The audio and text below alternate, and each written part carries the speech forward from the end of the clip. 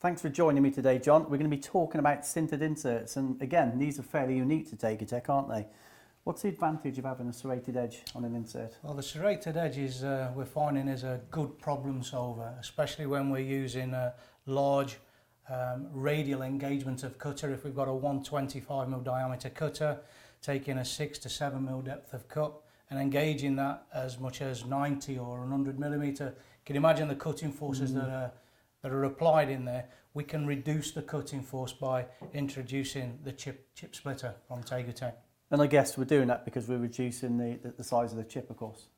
We are, yeah. Obviously, if there was no nicks in the side of the insert, then it would be a full edge. You would be producing a big piece of swarf as opposed to several smaller pieces of swarf, yeah.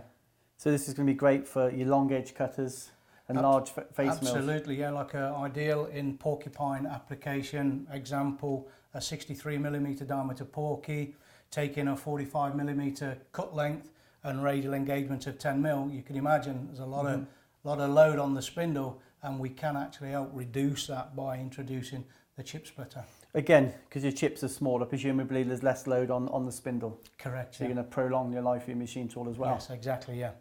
And these are just sintered inserts? Sintered inserts only, yeah. No ground, no need to ground, because it is a roughing tool, yes, a roughing process. Sure. And does that mean we need a separate body, or can these fit in an existing holder? We have existing bodies out in the market today which take the 3PKT15 and 3PKT19, ANHX 16s and APKT 12 and 17. Standard tools that are used there with a long straight cutting edge. Currently supplied. These inserts will go straight into any existing body that's in the market today. So I guess what you've done is you've looked at some old technology, maybe in a ripper, and you've applied a similar technology in the indexable world. Yeah, absolutely, yeah. And it's not that new, so have you got many out in the field?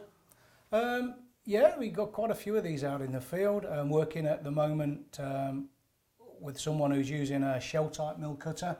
160mm in diameter, and we're engaging that 38 to 40mm, and we're taking a depth of cut of 25mm, and we're using the splitter is the only way that we can reduce the vibration on the machine. But you're saying it's a good problem solver. I'm struggling to see that. Why wouldn't you use it for roughing, all of your jobs? Yeah, you could use it for roughing all of your jobs. There's absolutely no reason why that shouldn't be the case. So is there a performance advantage using these? Yes, there is a performance advantage. In terms of metal removal rates? Metal removal rates, especially if you're on, let's say we were machining, an example being a customer I won't mention, obviously, but we were on a horizontal mill. The gauge length was quite long, and we were taking sort of 5mm depth. The cut was the maximum they could do, but by introducing the chip splitter, we actually increased that to 10mm depth of cut. And we actually increased the feed as well against the competitor, but we did reduce the tool, the surface speed. But metal removal rate was a lot higher, and it was a success. That's what you need to look at. Some people when you're told to slow a cutter down, people are very defensive, aren't they, because of productivity, but you need to be looking at the material. Yeah, if you can reduce the cutting force by the splitter, absolutely, it gives us the opportunity to increase the feed and increase the depth of cut as well. How about heat resistant alloys, where getting these materials to chip, even machine them quite often, is a challenge? Do these fit in that? Personally, I've had good results on titanium, where we need to reduce the cutting force on weak fixtured components. Yeah. The splitter's working very well, especially with the 3PKT, which has a nice sharp edge with a positive geometry with the splitter. Okay. I notice there's a black line, or certainly a discoloured line on one edge of the insert. Why is that? Yeah, I think when we're putting them into the tool, the milling tools, we need to use the three nicks. We say they're called nicks, 3 nicks, and the opposing side has 2. So what we need to do is go 3, 2, 3, 2, 3, 2. All the so you don't get any marks on the component. So there's no marks on the component, yeah.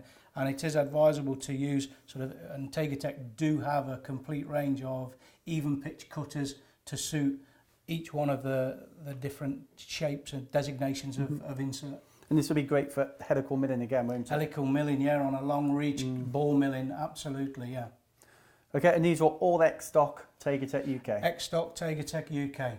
And Yeah. all- And again, available in all grades to suit a manner of material in two basic geometries, M and ML, which is just got a sharper, keener edge.